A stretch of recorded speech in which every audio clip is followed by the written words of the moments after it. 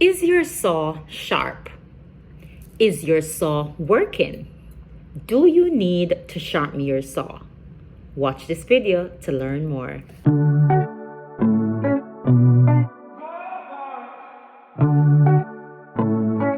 Hello everyone, welcome to another episode on It's Learning Life for Real.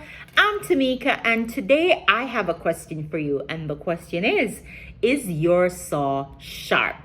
If you're new to my channel, welcome. If you're coming back, welcome again. It's been a minute since I sat down and kind of shared with you from a personal and professional development growth perspective, but that's what I'm hoping to do with this video. And the topic I want to talk about is sharpening your saw. Is your saw sharp? And you might be thinking, what is she talking about? What saw and why sharpen it? And I'm going to talk to you about just what it means to sharpen your saw, why it's important that we sharpen our saws, and importantly, some of the ways that you can make sure that your saw is, guess what? Sharp. So let's get started. So sharpen your saw is the 7th habit in Stephen Covey's book, The 7 Habits of Highly Effective People. So here's a story to illustrate the importance of sharpening your saw. A story that's told about a woodcutter. So you have this woodcutter who is busy in the woods. After several hours, he's straining to cut down a tree, and a young man comes across him and sees that he's straining and having a really hard time cutting down the tree. And the young man says to him, what are you doing? And he says, are you blind? I'm cutting down a tree. So the young man says, but you look tired. You should probably take a break. You should probably sharpen your saw. And then, of course, the woodcutter continues straining to cut down the tree and says to the young man, I don't have any time to sharpen the saw. He doesn't have any time to take a break. And I just wonder, if you think about the story of the woodcutter, are you that woodcutter? Are you the person that is so caught up and engaged in the different roles you have in your personal and professional life? Are you so busy sawing the tree that you have not taken the time to take care of the saw, which is you?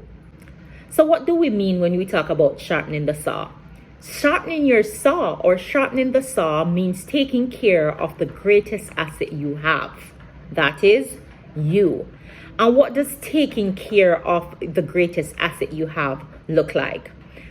So according to Stephen Covey, this means that you would need to have a balanced approach or a balanced perspective to how it is that we live our lives by paying attention to the 4 different areas of our lives. So when we talk about the physical, we're talking about the extent to which you're eating right, whether or not you're resting, you're exercising.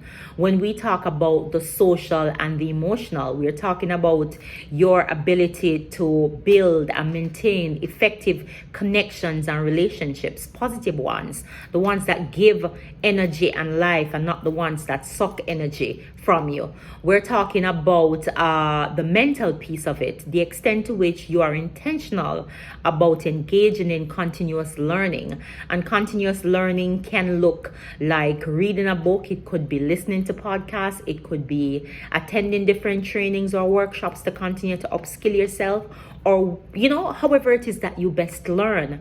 And importantly, it's also about the spiritual piece. This is where you're taking time to take care of your spiritual self, and whether that looks like meditation or prayer or praise and worship, or that looks like nature walks or art or serving others.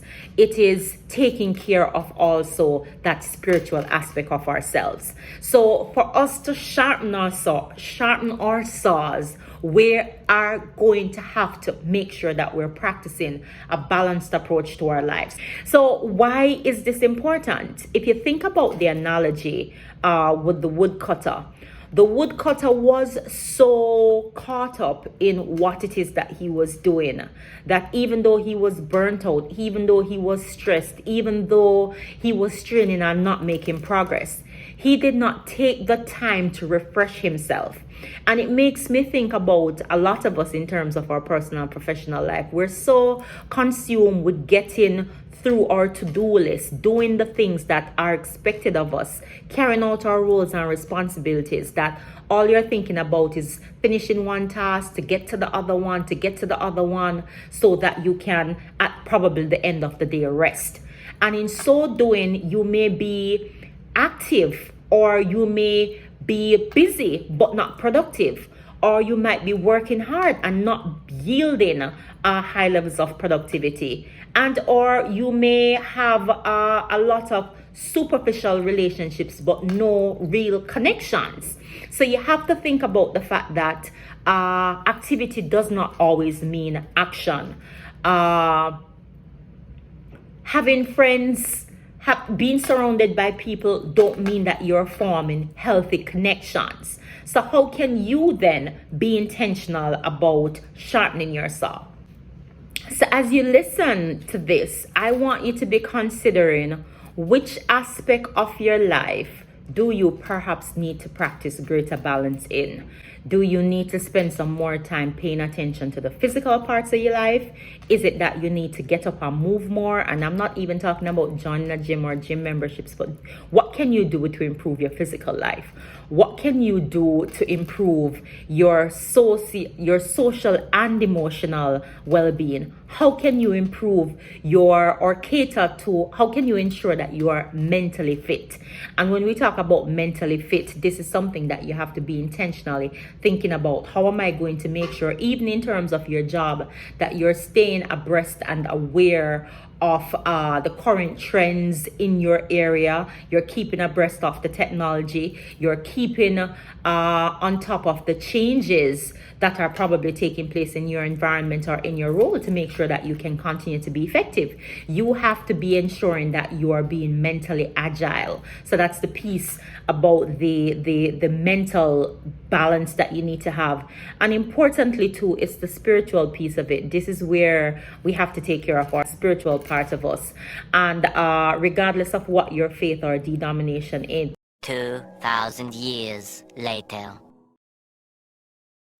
And the 5 strategies that I'm going to offer up in terms of how it is that you can be intentional about sharpening the saw is, first one is read. Find a topic or find the books that you're interested in, articles, blogs. Shameless plug for itsalearninglife4real.com, my personal blog. I write about personal and professional development. Find a blog that has content that you like. And if it is that you're not somebody who is a reader, it could be that another way that you can continue to cater to your mental agility is to listen to podcasts, because podcasts and books present rich insights and ideas that you can use for just about any area of your life. Another thing that you may want to do is invest in ongoing education and training. And again, because of just the hybrid world we live in and the access to information, there are many different ways that you can continue to learn. You can learn through coaching, you can learn through mentorship, you can learn through online conferences, you can learn through in-person training sessions, you can learn from webinars. Again, find a topic you can learn from YouTube. You're here watching my channel. Find a topic that you're interested in and just dive in and find content that is going to help you in that particular regard. Another thing you might want to do is just to ask questions. If it is that you are struggling with a particular task, a lot of us sometimes don't like to ask for help, but asking for help is always going to be something that humbles us, but more importantly, helps us to avoid being stuck in a rut or probably not benefiting from the wisdom that others around us might have. So ask for help, ask questions. And it's not just about asking questions, it's about identifying what the right questions are to ask. Seeking feedback and listening is also another strategy that you can use to sharpen your saw, because in a lot of instances, we look at something as simple as feedback and treat it as negative, because in a lot of instances, we are reactive to feedback. We didn't proactively go out and seek feedback. feedback. And I want us to get into the habit of not waiting for somebody to offer you feedback, but for you to be proactive enough to go to your supervisor, to go to your colleagues, to go to your family members, and just to ask the question, how am I doing? And ask them to give you feedback on one thing that you can improve and or change.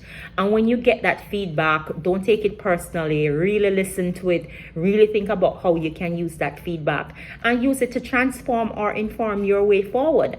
And the fifth and final tip that I'm going to share about how you could sharpen your saw is to ensure that you are taking time to relax, to recharge, to rest, whatever that looks like for you. And of course, a huge component of resting is getting enough sleep. And for some of you, you might be able to survive on 6 hours of sleep. I know personally, I need a good 7 to 8 hours to be my best self. So it's getting rest. It's and realize too that when you sit down and you have the TV on, that's not necessarily resting. So you have to look at and figure out what true rest looks like for you, and ensure that you're giving your body, giving your mind, giving all aspects of you rest. Because if you're not, you're going to end up being burnt out, you're going to end up being stressed, or you're going to be running on fumes, and none of us want to do that. So at the end of the day, I hope as you listened to this video that you would have either had an opportunity to reflect on whether or not your saw is sharp. Are there opportunities for you to sharpen your saw? So those are just the 5 strategies that I wanted to share with you. Until next time, remember, it's a learning life for real.